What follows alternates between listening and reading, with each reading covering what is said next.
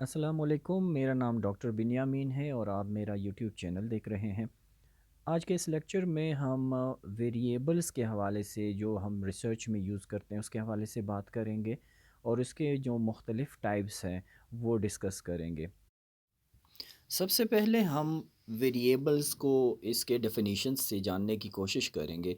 हमारे पास चंद एक डेफिनेशंस हैं जिनमें a variable is anything that can change, very और हैव डिफरेंट वैल्यूज़। या फिर if something can be different for different people, places और टाइम, और if something is not the same for everyone और ऑल द टाइम, तो इनको हम variables कहते हैं। इसका मतलब क्या हुआ? इसका मतलब ये है कि ये वो तमाम चीज़ें या कोई भी चीज़ जिसकी वैल्यू चेंज होती रहती हो या फिर that can take on different values, यानी हम कहते हैं कि जिसकी वैल्यू सेम ना रहे तो उसको हम कहते हैं वेरिएबल्स। हमारे पास एग्ज़ाम्पल में से हैं कि हमारे पास एज आ जाता है या फिर मार्क्स आ जाते हैं या फिर वेदर आ जाता है या फिर जिस तरह हमारे पास time spent on studying courses जो है, मिसाल के तौर पे एज में हमारे पास सब की जो वैल्यूज़ हैं एज की वो डिफरेंट होती हैं। किसी की एज अगर 1 साल है, 2 साल है, 5 साल है, तो इसकी वैल्यू मुख्तलिफ़ लोगों के लिए मुख्तलिफ़ होती हैं। मार्क्स की अगर हम बात करें तो मुख्तलिफ़ लोगों के मुख्तलिफ़ मार्क्स होते हैं। यानी मतलब ये है कि इनकी वैल्यूज़ चेंज होती रहती हैं। अगर हम टाइम को एज़ वेरिएबल ले लें और इस डेफिनेशन की एक्सप्लेनेशन करें तो हमें मालूम हो जाएगा कि किस तरह इसकी वैल्यू मुख्तलिफ़ लोगों के लिए मुख्तलिफ़ होती हैं और ये किस तरह अपनी वैल्यू चेंज करती हैं। जैसा कि हमारे पास एग्ज़ाम्पल है, variable amount of time spent studying per week है, और दिस वेरिएबल यानी टाइम जो है ये कैन एज्यूम 2 और मोर वैल्यूज़। वो मुख्तलिफ़ वैल्यूज़ जो है ना वो पुट ऑन कर सकते हैं depending on individual students. For example हमारे पास 4 मुख्तलिफ़ स्टूडेंट्स हैं, student A, B, C, D, जो टाइम स्पेंड करते हैं ऑन स्टडिंग पर वीक। तो स्टूडेंट ए हमारे पास 10 आवर्स पर वीक स्टडी करता है, स्टूडेंट बी 20, स्टूडेंट सी 15 और student D 25 hours per week वो स्टडी को पे करता है। तो इसका मतलब ये हुआ कि जो टाइम हमारे पास एक वेरिएबल है उसकी वैल्यू चेंज होती रहती है। मुख्तलिफ़ स्टूडेंट के लिए इसकी वैल्यू मुख्तलिफ है। In this case the amount of time spend studying is a characteristic that varies among student. जिस तरह हमने पहली बात की कि स्टूडेंट मुख्तलिफ़ स्टूडेंट्स के लिए इसकी वैल्यू चेंज होती रही है। It has taken on different values, यानी 10, 20, 15, ये इसकी वैल्यूज़ मुख्तलिफ़ स्टूडेंट्स के लिए मुख्तलिफ है। तो इसका मतलब ये है कि डेफिनेशन के मुताबिक हमने कहा कि वेरिएबल वो चीज़ है जिसकी वैल्यू चेंज होती रहती हो। तो टाइम की जो वैल्यू है वो मुख्तलिफ़ स्टूडेंट्स के लिए यहाँ पर मुख्तलिफ रही है।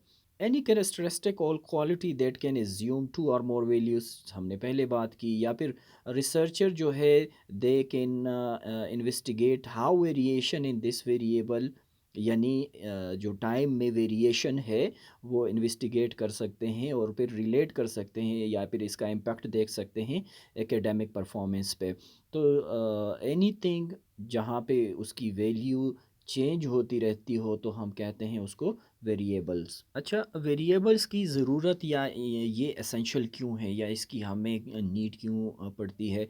तो कोई भी साइंटिफिक रिसर्च जो प्रोसेसेस होते हैं वहाँ पे इट हेल्प्स द रिसर्चर्स कि वो स्टडी करें या फिर एनालाइज करें किस चीज़ को, द रिलेशनशिप्स बिटवीन वेरिएबल्स। हम हमारी स्टडीज़ में मुख्तलिफ़ किस्म के वेरिएबल्स रखते होते हैं और बीइंग ए रिसर्चर फिर उनके बीच में जो रिलेशनशिप है हम वो देखते हैं। अब मुख्तलिफ़ वेरिएबल्स के बीच में रिलेशनशिप को किस तरह देखा जाता है या फिर हमारे पास वो कौन से वेरिएबल्स हैं जिनके बीच में हम रिलेशनशिप्स देखते हैं। तो हमारे पास मेन 2 किस्म के जो है वेरिएबल्स हैं। एक है इंडिपेंडेंट वेरिएबल और एक है डिपेंडेंट वेरिएबल। इंडिपेंडेंट वेरिएबल्स हमारे पास वो वेरिएबल्स हैं जो कि एक रिसर्चर कंट्रोल करता है या वो मैनिपुलेट करता है, या ये वो चीज़ हैं कि जो एक रिसर्चर अपनी स्टडी में वो चेंज करता है बाय पर्पस, ऑन पर्पस, और वो उसको इसलिए चेंज करता है ताकि वो इसकी वजह से जो इफ़ेक्ट्स पैदा होते हैं डिपेंडेंट वेरिएबल में वो देख सकें। तो इंडिपेंडेंट वेरिएबल्स को हम कॉज़ भी कहते हैं, और it is the presumed cause और इन्फ्लुएंस जो कि डिपेंडेंट वेरिएबल पे ये इफ़ेक्ट या कॉज़ छोड़ता है।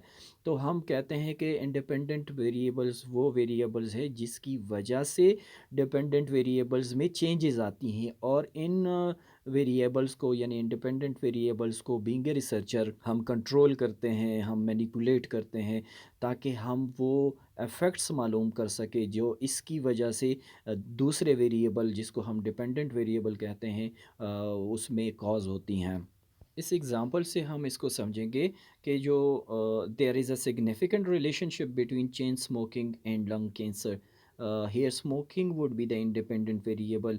इसका मतलब ये है कि जो लंग कैंसर है वो बनता है चेन स्मोकिंग की वजह से। यानी लंग कैंसर हमारे पास यहाँ पे डिपेंडेंट वेरिएबल है, ये डिपेंड करता है स्मोकिंग पे, कि अगर एक बंदा वो चेन स्मोकिंग करता है तो ये स्मोकिंग है कॉज, और इसकी वजह से जो है लंग कैंसर किसी को भी हो जाता है। तो लंग कैंसर और स्मोकिंग के बीच में जो रिलेशनशिप है यहाँ पे हमारे पास smoking as an independent variable play करता है। दूसरी तरफ हमारे पास डिपेंडेंट वेरिएबल है। तो डिपेंडेंट जिस तरह हमने इंडिपेंडेंट वेरिएबल की बात की कि ये कॉज है, ये जो है वजह बनती है, तो डिपेंडेंट वेरिएबल हमारे पास रिजल्ट है। इसका मतलब ये है कि ये वो वेरिएबल है कि जिसमें चेंजेस आती हैं बिकॉज ऑफ द कॉज और because of the independent variable. जैसा कि मिसाल के तौर पे हमने पिछली एग्जांपल में बात की कि स्मोकिंग जो है वो कॉज करता है लंग कैंसर, यानी स्मोकिंग की वजह से ही लंग कैंसर बनता है। या हमारे पास दूसरे एग्जांपल्स में एग्ज़ाम मार्क्स है, या मसल साइज़ है, या हेल्थ लेवल है। ये तमाम चीज़ें कहीं न कहीं किसी न किसी एक दूसरे वेरिएबल जिसको हम इंडिपेंडेंट वेरिएबल कहते हैं उस पे डिपेंड करता है। अगर हम एग्ज़ाम मार्क्स की बात करें तो ये अगर आप बीइंग ए स्टूडेंट अच्छे नंबर लाना चाहते हैं तो ये डिपेंड करता है कि आप ज़्यादा से ज़्यादा पढ़ोगे, यानी आप अपनी स्टडी आवर्स को इंक्रीज़ करोगे, आप अपनी जो तरीक़ेकार है या जो way of your understanding questions हैं तो उसको चेंज करोगे। तो यानी आप का जो एग्ज़ाम मार्क्स है ये डिपेंड करता है आपके स्टडी आवर्स पे। या फिर अगर हम मसल्स साइज़ की बात करें तो ये डिपेंड कर सकता है कि the more you time spent time in gym, तो हम कहते हैं कि उससे आपका जो मसल बिल्डिंग है वो होती है। या फिर मेंटल हेल्थ की बात है तो ये डिपेंड करता है कहीं न कहीं किसी न किसी वेरिएबल पे जिसको हम इंडिपेंडेंट वेरिएबल कहते हैं।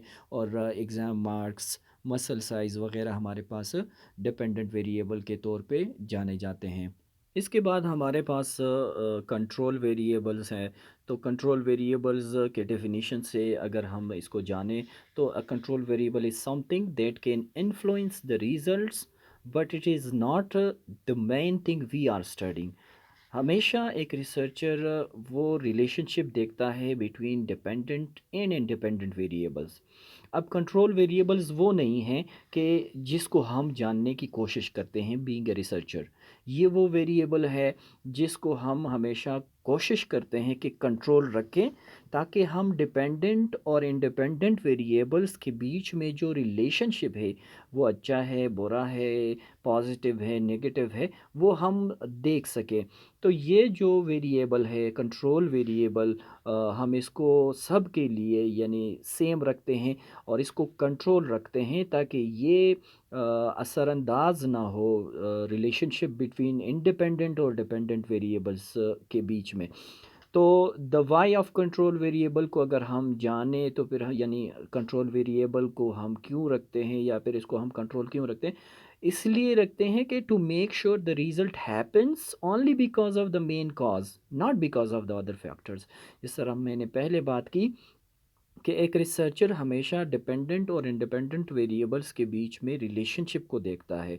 तो हम इसको इसलिए कंट्रोल करते हैं ताकि हम वो जो रिलेशनशिप जो हम देखना चाहते हैं वो सही तौर पे हमें समझ आए, और ये जो रिलेशनशिप है बिटवीन इंडिपेंडेंट और डिपेंडेंट वेरिएबल वो किसी और चीज़ की वजह से हमें ना सामने आए, कि उस पे कुछ और फैक्टर्स इन्वॉल्व हो।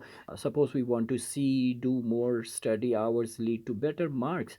यहाँ पे अगर हम इंडिपेंडेंट और डिपेंडेंट वेरिएबल को देखें तो हमारे पास जो स्टडी आवर्स है वो काज करता है, वो रिस्पॉन्सिबल है एग्ज़ाम मार्क्स के लिए, बीइंग ए डिपेंडेंट और इंडिपेंडेंट वेरिएबल्स। यानी एग्ज़ाम मार्क्स डिपेंड करता है आपके स्टडी आवर्स पे। तो ये जो मेन इफ़ेक्ट्स है एक रिसर्चर देखना चाहता होता है। लेकिन यहाँ पे बहुत सारी चीज़ें हैं जो कि एक्सटर्नल होती हैं और वो इफ़ेक्ट कर सकती है इन दोनों के बीच में जो रिलेशनशिप है। तो अगर आप उनको कंट्रोल नहीं करोगे तो फिर आपका जो आपके जो रिज़ल्ट्स हैं या जो मेन आपका जो रिलेशनशिप देखना चाहते हो बिटवीन दीज़ टू वेरिएबल्स वो इफ़ेक्ट्स हो सकता है। जैसा कि मिसाल के तौर पे similar example hours of study और एग्ज़ाम को अगर हम देख लें तो बहुत सारी चीज़ें हैं जो एग्ज़ाम मार्क्स को अफ़ेक्ट कर सकती हैं बिसाइड जो हमारा स्टडी आवर्स हैं। जैसा कि डिफरेंट सिलेबस है, अगर एक स्टूडेंट जो है दो स्टूडेंट्स हैं या दो ग्रुप ऑफ स्टूडेंट्स हैं, वो डिफरेंट सिलेबस पढ़ते हैं तो उनके मार्क्स जो है वो डिफरेंट आ सकते हैं। या फिर डिफरेंट टीचर से जो एक टीचर जिसका स्टाइल है जिसका स्टाइल बहुत आसान तरीके से वो समझाते हैं, और दूसरा है कि वो उनका तरीका लेट समझ आता है या जो भी, या फिर आप डिफरेंट एग्ज़ाम पेपर्स देते हो। तो इन तमाम चीज़ों को हम कंट्रोल वेरिएबल्स कहते हैं। अगर आप इन चीज़ों को कंट्रोल नहीं करोगे तो फिर आपका जो रिज़ल्ट है या जो फिर आप रिलेशनशिप देखना चाहते हो बिटवीन स्टडी आवर्स और एग्ज़ाम वो हमारे पास अच्छे तरीके से हमारे पास सामने नहीं आएँगे। जैसा कि मिसाल के तौर पे हमने कहा कि जो डिफरेंट सिलेबस है या डिफरेंट टीचर्स हैं या डिफरेंट एग्ज़ाम पेपर्स है, ये किस तरह इफ़ेक्ट करती है। इसको यहाँ पे दूसरी स्लाइड में अगर देखें तो we keep these things the same. हम इन कोशिश करते हैं कि सारा सिलेबस जो है वो सबके लिए सेम हो, तमाम स्टूडेंट्स जो है वो सेम टॉपिक्स पढ़ें, तो उनके मार्क्स जो है वो अफेक्ट नहीं होंगे कि भाई एक बच्चे ने इजी कंटेंट पढ़ा है और एक बच्चे ने हार्ड कंटेंट पढ़ा है इसलिए इसका इफ़ेक्ट रहा है उनके एग्ज़ाम पे। अगर आप देख लें तो बोर्ड में सारे बच्चे एक ही तरह के एग्ज़ाम में अपीयर होते हैं। तो अगर आप कुछ स्कूल्स के बच्चों से इजी पेपर लेते हो, कुछ के स्कूल्स के बच्चों से जो है आप हार्ड एक पेपर लेते हो, तो it definitely will affect there marks, कि जो जिन्होंने आसान पेपर अटेम्प्ट किया या आसान कंटेंट्स पढ़े हैं तो उनके अच्छे मार्क्स आएंगे, जिन्होंने हार्ड कंटेंट्स पढ़े उनके मार्क्स जो है वो ख़राब आएंगे। या फिर अगर सेम एग्ज़ाम पेपर अगर हम ना लें, अगर हम इसको कंट्रोल करते हैं यानी सारे बच्चे एक ही तरह के एग्ज़ाम में अपीयर होते हैं तो और एक ही तरह के क्वेश्चंस को आंसर करते हैं, तो no one gets an easier और हार्डर पेपर। तो आपके जो है एग्ज़ाम का जो मार्क्स आपके हैं वो इफ़ेक्ट नहीं होते। और सेम टीचर है, अगर सब ने एक ही तरह के उस्ताद से पढ़ा है तो it will also not effect at the end. Teaching style does not change the result अगर सब एक ही तरह के उस्ताद से पढ़ रहे हैं। तो कंट्रोल वेरिएबल्स वो वेरिएबल्स हैं जिनको हम कंट्रोल करते हैं ताकि हम जो इंडिपेंडेंट और डिपेंडेंट वेरिएबल्स हैं उनके बीच में जो रिलेशनशिप जो हम देखना चाहते हैं बीइंग ए रिसर्चर वो हम अच्छे से देखें और बाकी जो एक्सटर्नल फैक्टर्स हैं वो उसको अफेक्ट ना करें। इसके बाद हमारे पास मॉडरेटर वेरिएबल है। मॉडरेटर वेरिएबल कौन से हैं? ये वो वेरिएबल्स हैं जो कि जो रिलेशनशिप बिटवीन वेरिएबल्स की हम बात करते हैं इंडिपेंडेंट और डिपेंडेंट, तो ये इनके बीच में जो इफ़ेक्ट्स हैं कि वो स्ट्रॉन्ग है या वीक है, ये मॉडरेटर वेरिएबल्स की वजह से होते हैं। It does not stay the same like control variable. Control variable में हम क्या करते हैं, हम वेरिएबल्स को कंट्रोल करते हैं ताकि हम ये देख सकें कि जो इंडिपेंडेंट और डिपेंडेंट वेरिएबल्स के बीच में रिलेशनशिप है वो कैसा है। लेकिन मॉडरेटर वेरिएबल्स में हम इनको सेम या कंट्रोल नहीं रखते, इनको हम इंटेंशनली स्टडी करते हैं और इनको हम ओपनली छोड़ते हैं ताकि हमें पता चले कि मॉडरेटर वेरिएबल की वजह से इंडिपेंडेंट और डिपेंडेंट वेरिएबल्स के बीच में जो रिलेशनशिप है क्या वो स्ट्रांग है या वो वीक है।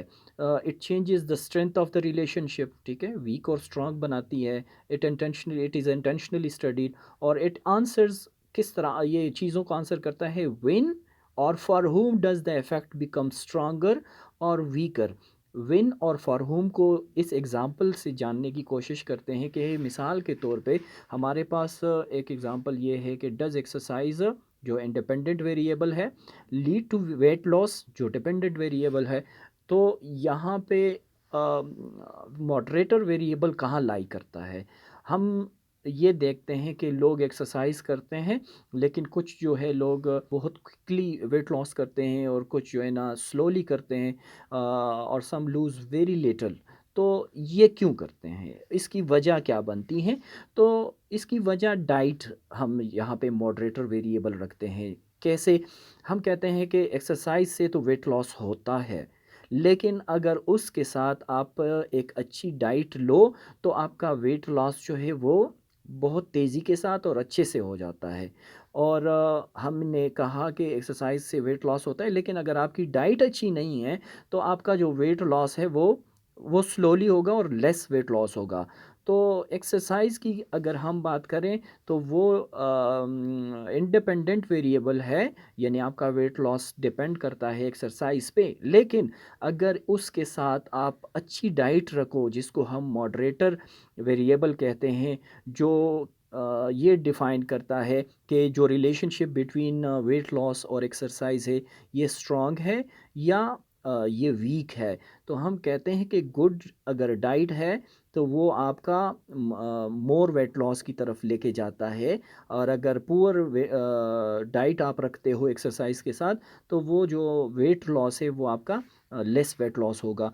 तो exercise still matters but diet जो है वो चेंज करता है द इफ़ेक्ट्स कि वो उसको स्ट्रांग बनाता है या वो उसको वीक या पुअर बनाता है। अब यहाँ पे एक बात आती है कि हम कंट्रोल वेरिएबल क्यों नहीं कहते डाइट को। हम इसलिए नहीं कहते हैं कि हम इसको ओपनली देखना चाहते हैं कि आया डाइट की वजह से डाइट का कोई अमल दखल है इनके रिलेशनशिप पे, यानी कि उसको अगर हम अच्छी डाइट या पुअर डाइट लें तो क्या उनके रिलेशनशिप यानी इंडिपेंडेंट और डिपेंडेंट वेरिएबल जो हमारे पास वेट लॉस और एक्सरसाइज की सूरत में मौजूद है तो इनके रिलेशनशिप पे इनका कुछ असर है। तो मॉडरेटर वेरिएबल्स को हम इसलिए कंट्रोल नहीं रखते ताकि हम ऑब्ज़र्व करें कि जो दोनों के बीच में जो चेंजेस आती हैं और जो इफ़ेक्ट्स हैं तो वो ओपनली हमें पता चले कि वो स्ट्रॉन्ग है या वो वीक है। इसके बाद हमारे पास एक्सट्रेनियस वेरिएबल है। एक्सट्रेनियस वेरिएबल क्या है, जिस तरह हमारे पास मॉडरेटर वेरिएबल में डाइट एक एक्सटर्नल फैक्टर था जिसको हम इंटेंशनली देखना चाहते थे। एक्सट्रेनियस वेरिएबल भी वो वेरिएबल्स है जो आउटसाइड फैक्टर्स कहलाए जाते हैं और ये अफेक्ट करती हैं रिजल्ट्स को यानी रिलेशनशिप को बाय मिस्टेक। इसको हम स्टडी नहीं करते, यानी it is not the focus of the study. जिस तरह हमारे पास मॉडरेटर वेरिएबल्स में हम डाइट को देखना चाहते थे और हम उसको कंट्रोल नहीं करना चाहते थे, हम इंटेंशनली उसको रख रहे थे ताकि हमें पता चले कि एक्सरसाइज और वेट लॉस का कोई रिलेशनशिप जो है क्या वो डाइट से स्ट्रॉन्ग या वीक बनता है या नहीं। एक्सट्रेनियस वेरिएबल में हमारे पास जो आउटसाइड फैक्टर है वो क्या है, वो बाय मिस्टेक रिज़ल्ट को इफ़ेक्ट करती है। वो हम स्टडी नहीं करना चाहते, वो इंटेंशनली हम देखना नहीं चाहते और हम उसको बीइंग ए रिसर्चर इसको कंट्रोल करना या इसको रिमूव करना होता है, अदरवाइज़ इट क्रिएट कन्फ्यूजन। यानी ये आपकी स्टडी को या इसके इनके बीच में जो इफ़ेक्ट्स है उसको अफेक्ट करता है। हमारे पास एग्ज़ाम्पल सिमिलर एग्ज़ाम्पल को अगर हम देखें स्टडी आवर्स और एग्ज़ाम मार्क्स, तो हमारे पास हमने कंट्रोल वेरिएबल्स में ये बात की थी कि कुछ चीज़ें हैं जिनको हम कंट्रोल करेंगे ताकि हम रिलेशनशिप को जो बिटवीन इंडिपेंडेंट और डिपेंडेंट वेरिएबल्स हैं उसको अच्छे से देख सकें। तो यहाँ पे एक्सट्रेनियस वेरिएबल में अगर तो हम नॉइज़ को देख लें तो ये एक्सट्रेनियस वेरिएबल कहलाया जाता है। ये हमारी जो स्टडी का फ़ोकस नहीं होता। इस एग्ज़ाम्पल को अगर देखें, some student take exam in quiet room, कुछ जो है वो नॉइज़ी रूम में अटेम्प्ट करते हैं पेपर को, तो मार्क्स में differ because of the noise, not study hours.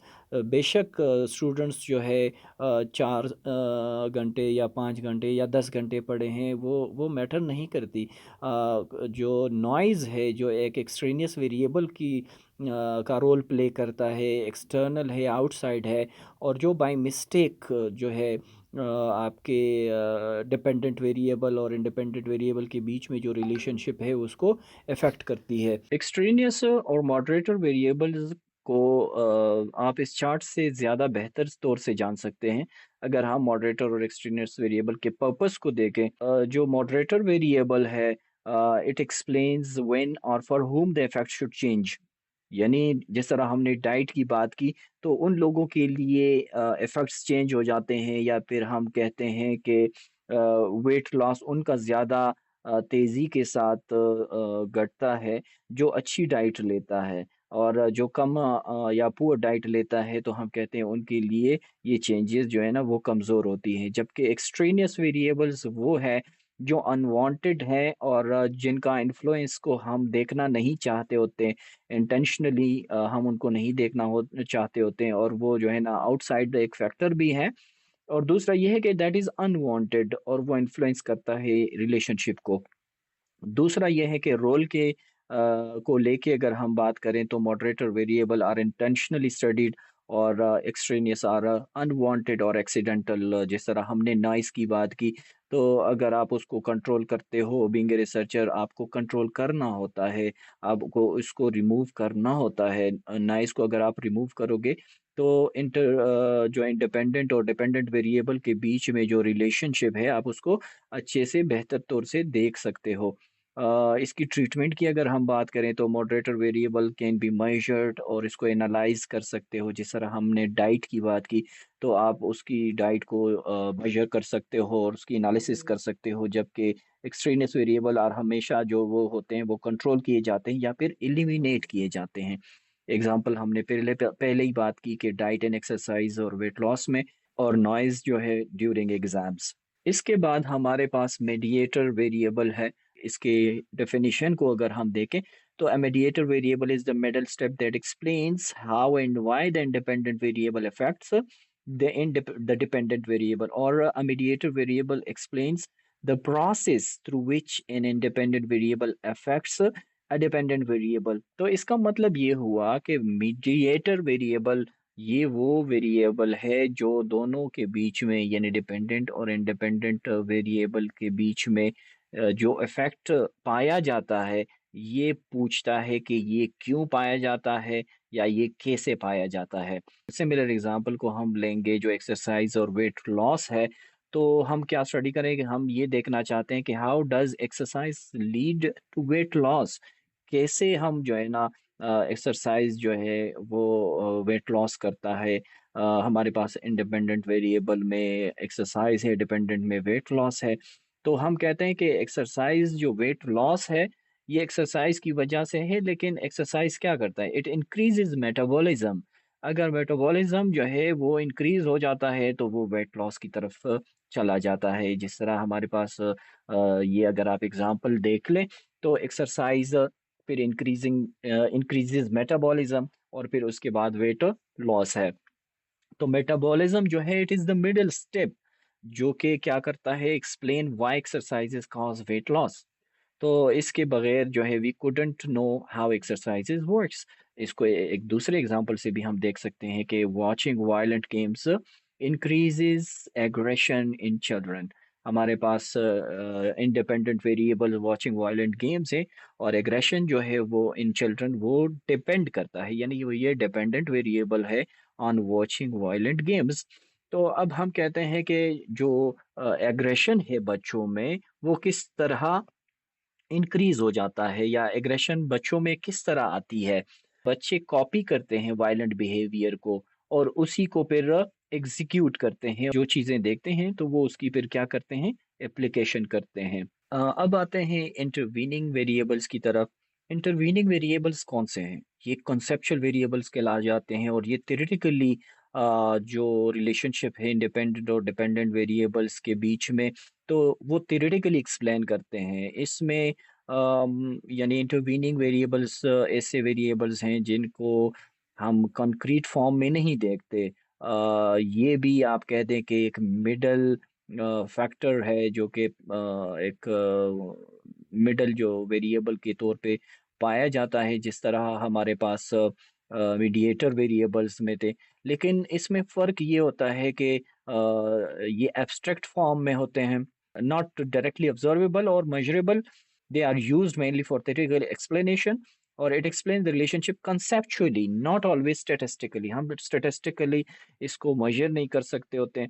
अगर हम एग्जाम्पल को देख लें, जो पॉवर्टी, फ्रस्ट्रेशन और क्राइम की बात है, तो फ्रस्ट्रेशन हमारे पास जो है वो मिडल फैक्टर का रोल प्ले करता है। पॉवर्टी जो है वो लीड करती है क्राइम को, यानी क्राइम जो है वो डिपेंड करता है आपकी पॉवर्टी पे।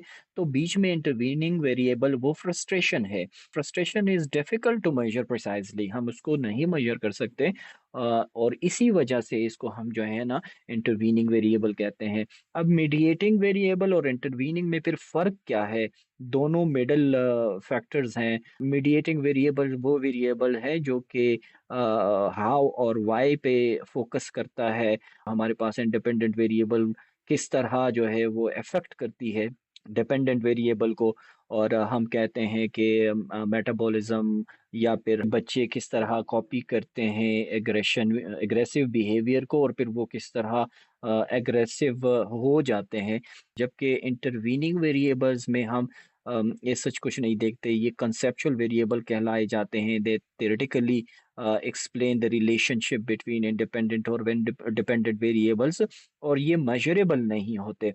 तो एक और बात जो इन दोनों के बीच में है वो ये है कि मॉडर्न जो रिसर्च है, जो क्वांटिटेटिव स्टडीज़ हैं, रिसर्चर प्रेफर करते हैं मीडिएटिंग वेरिएबल को कि वो यूज़ करे इंस्टेड ऑफ इंटरवीनिंग वेरिएबल। तो जो इंटरवीनिंग वेरिएबल का जो कॉन्सेप्ट है वो कंपैरेटिवली कम पाया जाता है या कम यूज़ किया जाता है, और टेक्स्ट बुक्स भी जो है वो क्या करते हैं, इंटरवीनिंग वेरिएबल को एज ए मीडिएटर वेरिएबल ही ट्रीट करते हैं। यहाँ पे ये कहना ज़रूरी है कि एवरी मीडिएटर वेरिएबल जो है वो एक इंटरवीनिंग वेरिएबल कहला सकते हैं, बट हर एक जो इंटरवीनिंग वेरिएबल है वो एक मीडिएटर वेरिएबल नहीं कहलाया जाता। इसके बाद हमारे पास कैटेगोरिकल वेरिएबल्स हैं। कैटेगोरिकल वेरिएबल्स वो वेरिएबल्स हैं जो डेटा को मुख्तलिफ ग्रुप्स या कैटेगरीज में डिवाइड करती हैं। जैसे कि हमारे पास एग्जांपल है जेंडर। जेंडर को हम दो ग्रुप्स में डिवाइड करते हैं, मेल और फीमेल में। ब्लड ग्रुप है हमारे पास A B C, A B positive, O positive वगैरह, ये ग्रुप्स हैं। मैरिटल स्टेटस हैं हमारे पास, 2 ग्रुप्स हैं, उनको हम डिवाइड करते हैं। तो ऐसा वेरिएबल्स जो डेटा को डिवाइड करता है ग्रुप्स में या कैटेगरीज़ में, तो हम ऐसे वेरिएबल्स को कहते हैं कि कैटेगोरिकल वेरिएबल्स। ये आंसर करता है कि व्हिच टाइप और व्हिच ग्रुप। हमारे पास कैटेगोरिकल वेरिएबल्स के 2 मुख्तलिफ टाइप्स हैं। एक को नॉमिनल वेरिएबल कहते हैं। नॉमिनल वेरिएबल वो वेरिएबल्स हैं जिसमें ग्रुप्स में या फिर जो डेटा है उसमें ऑर्डर नहीं होता। They don't have natural order, जैसा कि हमारे पास जेंडर है, हमारे पास रिलीजन है, हमारे पास सिटी है, ब्लड ग्रुप है। यहाँ पे ग्रुप में जो जो चीज़ें हैं वो डिवाइडेड, उसमें कोई ऑर्डर नहीं है। वहाँ पे मिसाल के तौर पे जेंडर की अगर हम बात करें तो मेल और फीमेल है। हमने उसमें कोई कैटेगरी, कोई उसमें रैंक नहीं किया हुआ, या रिलीजन या सिटी में हम रैंक्स नहीं करते। ऑन द अदर हैंड हमारे पास ऑर्डिनल में हम वो डेटा रखते हैं या फिर उनको हम जो है ना एक ऑर्डर में तकसीम करते हैं, हम कैटेगरीज बनाते हैं लेकिन विद प्रॉपर ऑर्डर। और उसमें क्या होता है कि categories have in order but not equal distance between them, उनके बीच में कोई ऐसा नहीं है कि प्रॉपर डिस्टेंस हो। जैसा कि एजुकेशनल जो लेवल है हमारे पास, मैट्रिक है, इंटरमीडिएट है, ग्रेजुएशन है, पोस्ट ग्रेजुएशन है, या फिर सेटिस्फेक्शन लेवल की अगर हम बात करें तो पुअर, एवरेज, गुड, एक्सीलेंट वगैरह, इनके बीच में ऑर्डर एग्जिस्ट करता है। बट जो डिफरेंस है वो उनको हम मेजर नहीं कर सकते कि मिसाल के तौर पे पुअर और एवरेज के बीच में जो डिफरेंस है वो कितना है, और एवरेज और गुड के बीच में, तो ये चीज़ें हम मेजर नहीं कर सकते, बल्कि यहाँ पे हम सिर्फ एक ऑर्डर की बात करते हैं। तो कैटेगोरिकल वेरिएबल्स में आप डेटा को डिवाइड करते हो इनटू कैटेगरीज और ग्रुप्स, और फिर उसमें नॉमिनल और ऑर्डिनल में, नॉमिनल में आपके पास कैटेगरीज नहीं होती, आपके पास सॉरी ऑर्डर नहीं होता, बल्कि आप जस्ट ग्रुप को डिवाइड करते हो। और हमारे पास जो ऑर्डिनल है उसमें आप एक प्रॉपर ऑर्डर को फॉलो करते हो, but with no equal distance between the order. ठीक है। इसके बाद हमारे पास न्यूमेरिकल जो वेरिएबल्स हैं। तो न्यूमेरिकल वेरिएबल्स कौन से हैं? ये वो वेरिएबल्स हैं जो हमेशा नंबर्स की सूरत में हमारे पास सामने आती है। जैसा कि फॉर एग्जांपल एज हमारे पास एक वेरिएबल है, इसकी वैल्यू चेंज होती रहती है। किसी की एज अगर 15 है, किसी की 10 है, किसी के 8 9 10 साल है, तो इसकी वैल्यू तो चेंज होती रहती है, वेरिएबल्स हैं। लेकिन ये हमारे पास जो डेटा है वो एक्सप्रेस किया जाता है न्यूमेरिकल नंबर्स की सूरत में। दे कैन बी काउंटेड और मेजर्ड, और it allows mathematical calculation in पे होती हैं, एड सब्ट्रैक्ट एवरेज वगैरह आप निकालते हो। हमारे पास जो न्यूमेरिकल वेरिएबल्स हैं, दे आंसर हाउ मच और हाउ मैनी, जैसा कि हमने पहले ही बात की, एज के हवाले से, एग्जाम मार्क्स के हवाले से, हाइट वगैरह भी जो है यहाँ पे हमारे पास न्यूमेरिकल वेरिएबल कहलाए जाते हैं। फिर फर्दर हमारे पास न्यूमेरिकल जो वेरिएबल्स हैं इसके दो टाइप्स है, एक है डिस्क्रीट वेरिएबल, एक है कॉन्टिन्यूस वेरिएबल। डिस्क्रीट वेरिएबल्स वो वेरिएबल्स हैं जो काउंटेबल है, जो जिसके नंबर्स जो है वो उनको आप काउंट कर सकते हो, जो होल नंबर से स्टार्ट होते हैं, can not be in the fraction forms, यानी उसके फ्रैक्शंस नहीं होते। आप नंबर ऑफ चिल्ड्रन की बात करें, स्टूडेंट्स इन ए क्लासरूम, या नंबर ऑफ बुक्स, तो you do not have for example 2.5 students और बुक्स। डिस्क्रीट वेरिएबल्स वो हैं जो कि होल नंबर्स की सूरत में होते हैं, 1 2 3 4 फॉर्म में होते हैं, और आप उसके फ्रैक्शंस नहीं बनाते। आप इसको डेसिमल में नहीं कर सकते कि 2.5 स्टूडेंट्स हैं एक क्लास में, या फिर 2.5 हमारे पास बुक्स हैं वगैरह वगैरह। और हमारे पास जो कॉन्टिन्यूस वेरिएबल है वो मेजरेबल नंबर्स होते हैं, you can have in decimals और कैन बी मेजर्ड। जिस तरह मिसाल के तौर पे हमारे पास एग्जांपल हाइट, वेट और टाइम है, you can say 5.6 feet, 5.7 feet, या फिर वेट की बात है तो हम कहते हैं 62.3 और 2.5 आवर्स वगैरह। तो कॉन्टिन्यूस वेरिएबल्स में हमारे पास जो है वो फ्रैक्शंस भी पॉसिबल होते हैं। On the other hand discrete जो वेरिएबल्स हैं वहाँ पे आप फ्रैक्शंस पॉसिबिलिटी नहीं होती, होल नंबर्स में आप बात करते हो। और आपके पास जो नंबर्स होते हैं वो या जो न्यूमेरिकल डेटा है वो 1 2 3 फॉर्म में होते हैं। So this was all about variables और उसके मुख्तलिफ types. I hope it will help you in your studies or in your exams.